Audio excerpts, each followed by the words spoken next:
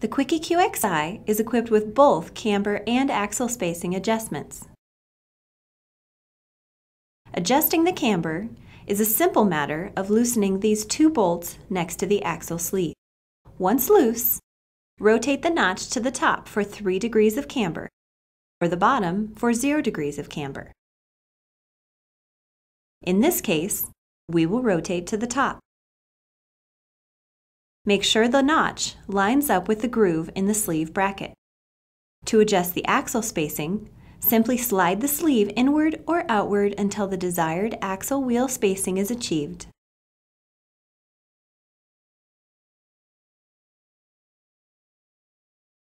Once aligned, do the final tighten with a torque wrench to ensure proper tension. Consult the owner's manual for torque specifications.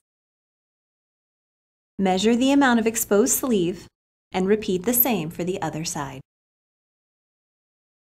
Each side can be adjusted in under a minute.